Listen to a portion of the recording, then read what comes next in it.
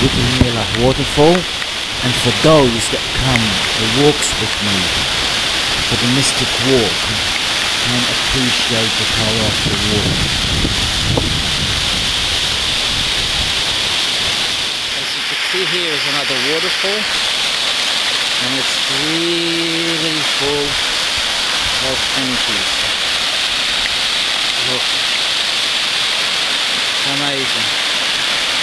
And it goes down here, and it goes there, right? And as you can see, there is water everywhere, and lots of rain. And here is the water, and as you can see, I'm here in the middle of this amazing water spring, right? So any of you guys asking me about the water, here it is. Look, that's why I get all wet, right?